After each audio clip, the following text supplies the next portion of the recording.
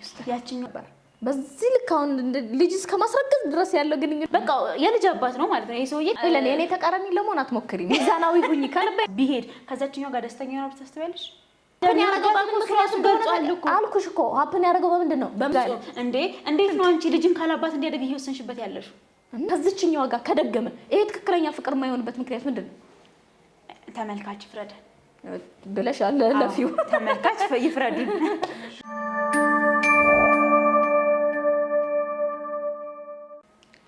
የባሪ ለቃሚ ቤተሰቦች እንዴት ቆያችሁልን? እንዴት ናችሁ? ዛሬ ደግሞ አንድ ባለ ታሪክ የላከልን አለ። የዛሬው ባለ ታሪካችን እንግዲህ ወንድ ነው። እቺን እስኪ ሐሳብ አስተያየት ስጡባት ብሎ ይልኮልናል። እናት እሺ በጣም የምወዳት ፍቅረኛ ነበረችኝ። ረጅም ጊዜ አብረን ከቆየን በኋላ በድንገተኛ ለመግባባት ተለያየን። ከተለያየን በትንሽ ጊዜ ልዩነት ውስጥ እሷ ሌላ ሰው አገባች፣ ልጅም ወለደች። ከዛ 5 ዓመት በኋላ ባለቤቷ አረፈ።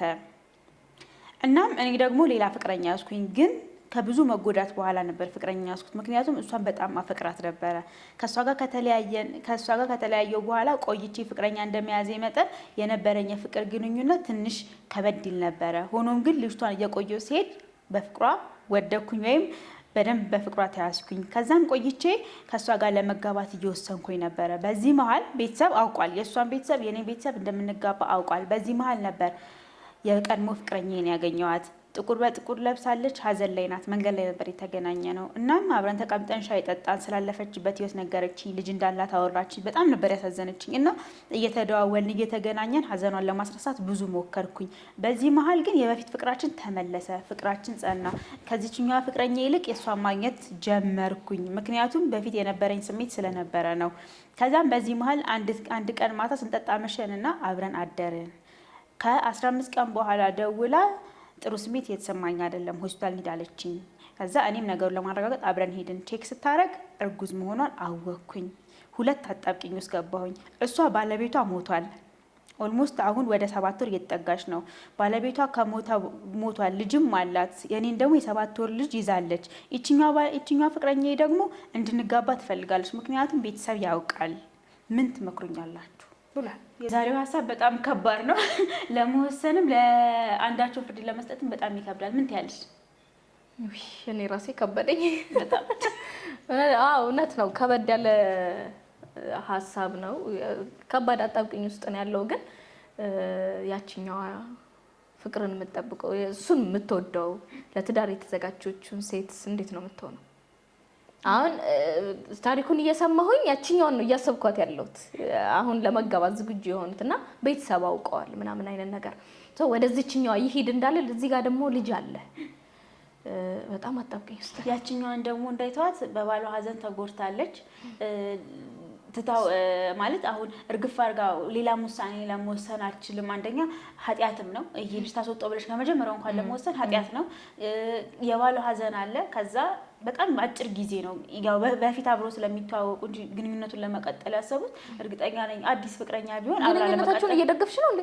ኖ ግንኙነቱ እየደገፍኩ አይደለም። ግን አሁን እቺ ሴት ሀዘን ላይ ናት እምልሽ። አሁን የተጎዳ ልብ ነውና የተጎዳ ሰው ደግሞ ያገኘውን ነገር እንደመጠገኛ ወይም እንደመዳኛ አድርጎ ነው። ግን ማድረግ ይቻል ነበር። በዚህ ልክ አሁን ልጅ እስከ ማስረገዝ ድረስ ያለው ግንኙነት እንዴት ነው አለው ሂደት ያን እዛ ድረስ ለመድረስ እና ይሄ ነገር በሱሱ ማድረግ አይቻልም ነበር ወይ ነው? አሁን ኦልሞስት ተፈጠረ። ባይሆን መልካም ነበር ግንኙነትም ባይኖር ላይክ እንደ እህትና ወንድም ተቀራርበው ሲጀመር አይሆንም። በፊት ላይ የፍቅር ግንኙነት ያለው ሰው የሆነ ሰዓት ተነስተሽ እህትና ወንድም ነው ማለት ይከብዳል። ብቻ የዛኔ ቢቆም መልካም ነበር። ግን ከዛ ስቴፕ አለፉ። ሌላም ነገር ተፈጠረ፣ እርግዝናም ተፈጠረ። አሁን እቺን ሴት መቶ አይችልም፣ ምክንያቱም ከሀዘን ላይ ሀዘን ነው። አይ እኔ ተዋት ነው የምለው። እኔ በፍጹም ምክንያቱም ለኔ ተቃራኒ ለመሆን አትሞክሪ። ሚዛናዊ ሁኚ ከልቤ ነው የምነግርሽ። የዚህኛዋ ልጅ አለ አንደኛ ቤተሰብ ያውቃል፣ ሁለተኛ ነገር ደግሞ እቺኛዋ ጊዜዋን መስዋዕት አድርጋለች። አትሊስት ያቺኛዋ የሆነ ላይፍ አልፋለች፣ ልጅ አፍርታለች።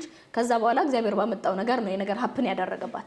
እቺኛዋ ግን የምትጠብቀው ላይፍ አለ፣ ከሱ ጋር ብዙ ነገር አቀዳለች ምናምን፣ ብዙ ጊዜዋን አሳልፋለች። ለሱ ደግሞ ፍቅር ከባድ ነበረ። እሱን ማሳመኑ ራሱ ወደዛ አይነት እንግዲህ መቼም ያለፈበትን ታውቃለች ብዬ አስባለሁኝ በምን አይነት ሁኔታ እሷ ጋር እንደገባ ከባድ ነበረ ፍቅሩ ብሏል። ግን ይሄንን ሁሉ ቻሌንጅ ተወጣ ግን እንዲያፈቅራትና ትዳር ውስጥ ለመግባት ያህል ድረስ ደረጃ እንዲወስን አድርገዋለች። እሷ ያሳለፈችውን አስቢ።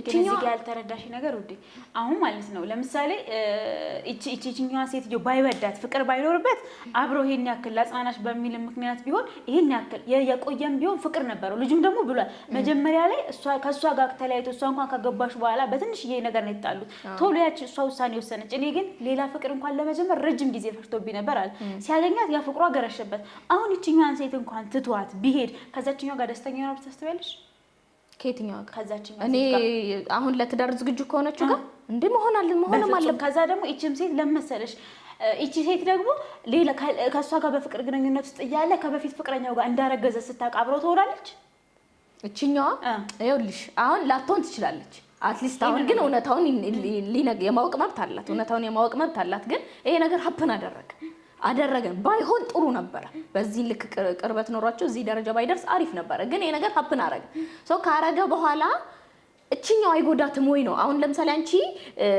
አረገዘችበት ብሎ ነግሯት አብራው ተቀጥላለች አይደለም እሷን መርጧት መሄዱ ከማርገዟና ከመስማቷ በላይ ይጎዳታል ያን ለምን ይገባታል ወይ እሷ ነው አይገባትም የትኛውም አይገባትም ግን እሺ ከሌላ ሴት ከድሮ ፍቅረኛውስ ድጋሚ ያሰረገዘ ሰውስ ማግባት ለዚህ ሴት ይገባታል እንዴት እንዴ ከቆመ ከተቻለው እርግፍ አርጌ ተቻለው ብቻዬን ነኝ ብሎሽ ከሆነ ሰው ጋር ፍቅር ጀመረሽ ከዛ ደግሞ ከበፊት ፍቅረኛዬ እኮ ተገናኝተን ነው አርግዤ አሁን 7 ወራው ልትወልድ ነው በቃ የልጅ አባት ነው ማለት ነው ይሄ ሰውዬ ከዚህኛውም ጋር ያለ ሊጋቡን በነበረበት ጥቂት ወራትም ቀናቸው ይቀራታል በዚህ ጥቂት ወራት ውስጥ ደግሞ ከበፊት ፍቅረኛው ያስወለደ ሰውዬ ጋር እንዴት ነው ህይወትን የምትቀጥለው አንደኛ ሁለት ጥፋት ነው የሚሆንባት ለምሳሌ ከማይወዳት ሰው ጋር ሌላ ሴት ስሜት ካለው ወንድ ጋር አብራ ነው የምትኖረው ሁለተኛ ይሄ ሰውዬ አሁን ትዳር ላይ ከሷ ጋር ከገባ በኋላ እቺን ሴትዮ እንደማያገኛት ምንም ማስተማመኛ የላትም ሶስተኛ የሆነ ሰው አባት ነው እያገባቻለች የሆነ ልጅ አባት እሱ ያጋጥማል ህይወት ውስጥም አለ የሆነ ሰው ልጅ ኖሮት ከዛ በኋላ ከሌላ ፍቅር ጀምሮ ቆንጆ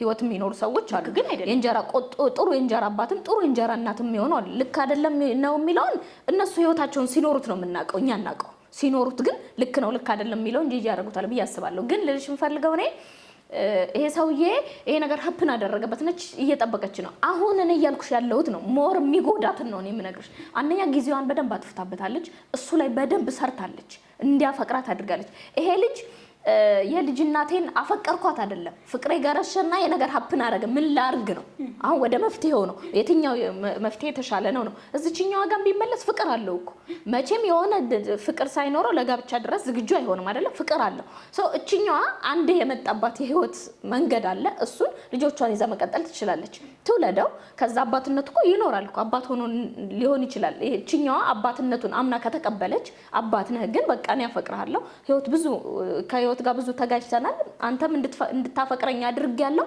ሶ ላገባ ፈልጋለሁ ካለች እቺ ሴትዮ ዝግጁ ከሆነች ለዚህ እውነታውን ነግሯት ዝግጁ ከሆነች እሷን ማግባቱን የተሻለ የሚሆነው እቺኛዋ ሌላም ልጅ ተጨማሪ አላት ይሄ ማለት አባት ሆኖ ሲገባ የሌላም ሰው ልጅ አባት ሊሆን ነው አንድ ይሄንን አስቢ ሁለተኛ ነገር ደግሞ እሱም ልጅ አለው ሶስተኛ እዚህ ጋር ደግሞ በድሏት የሚመጣ ሴት አለች ትቷት የመጣ ሴት አለች ብዙ መስዋዕትነት የከፈለችለት ሴት አለች ሶ እሷን በድሏት መጥቶ የእውነት ግን ደስተኛ የሚሆን ይመስልሻል እሱስ ስታስቢ እንዴ ነው ደስተኛ ሊሆን የሚችለው ከዛችኛው ጋር ደስተኛ ሊሆን የሚችለው ከበፊት ፍቅረኛው ጋር ባይወዳት አይመለስም ወንድ ልጅ ትንሽ እንኳን ፍቅር ከሌለው ከዛች ከበፊት ጋር ተመልሶ ሊያገባ አንልም ይኸውልሽ ስሜት አለው እርግጥ ነው ስሜት አለው የሆነ ስሜት ተሰማውና የነገር ሀፕን አረገ ስሜት ተሰማው ግን ወንድ ልጅ ምንም አይነት ስሜት ሳይሰማው በዚህ ልክ ግንኙነት ያረጋል ወይ ብለን ግን ልንል አንችልም በሆነ ነገር ሀፕን ያደርጋል ሀፕን ያደርጋል በምክንያቱም ገልጿል እኮ አልኩሽ እኮ ሀፕን ያደርጋል በምንድን ነው በመጠጣት ነው የሆነ ጊዜ አብረን ጠጣንና አመሸንና የነገር ሀፕን አረገ ነው ሶ በትክክለኛው አይምሮ እንኳን አስቦት አይደለም ያደረገው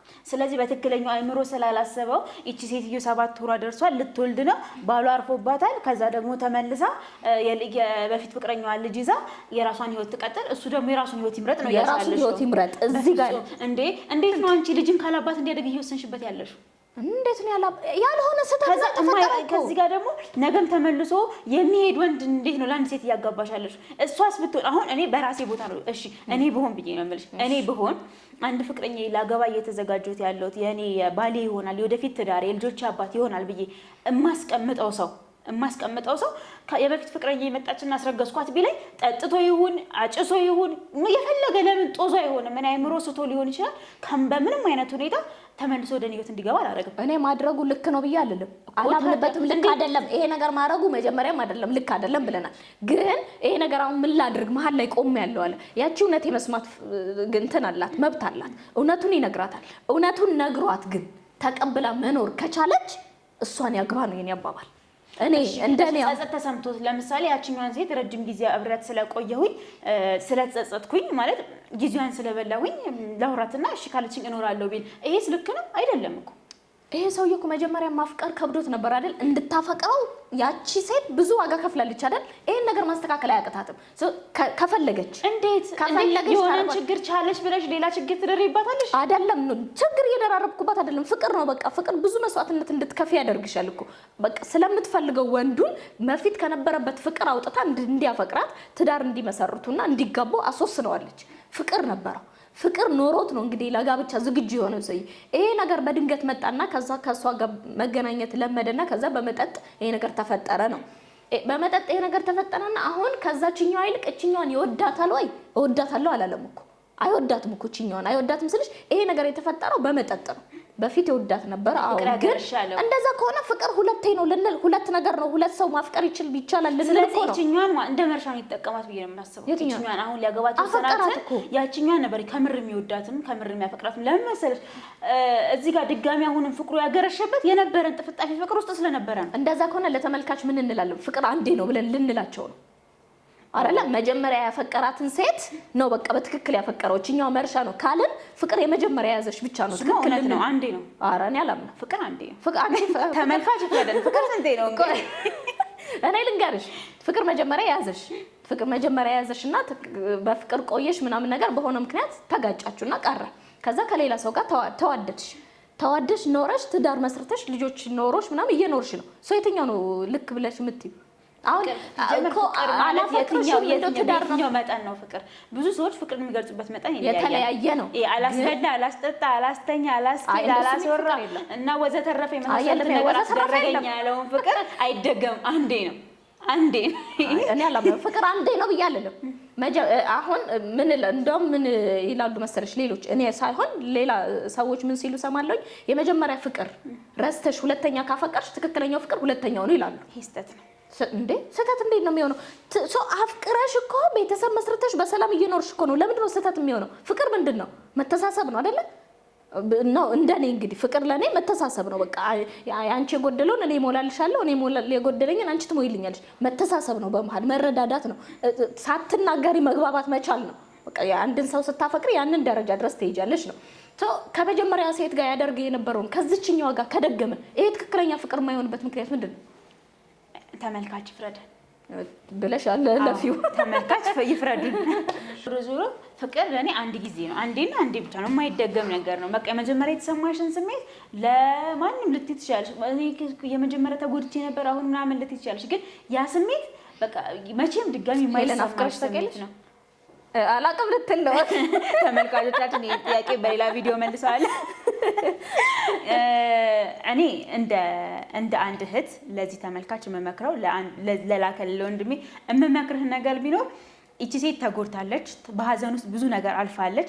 ባል ማጣት ቀላል ነገር አይደለም። ካለ ባል የምታሳድገው አንድ ልጅ አላት። አሁን ደግሞ አንተን የበፊት ፍቅሯን ምናልባት በትንሽ ነገር ጣልታችሁ ሰይጣን ገብቶባችሁ ተለያይታችኋል። ከዛ ድጋሚ እግዚአብሔር ፈቀደና ምንም ነገር ፈጣሪ ካለ ምክንያት አያገናኝም ሰውን፣ ተገናኛችሁ። ስለዚህ ከሷ ጋር አሁንም ሌላ ልጅ ተፈጠረ። ስለዚህ እቺ ሴት ሁለት ልጅ ካለ አባት ሁለቱም አባት የሌላቸው ልጆች ማሳደግ የለባት።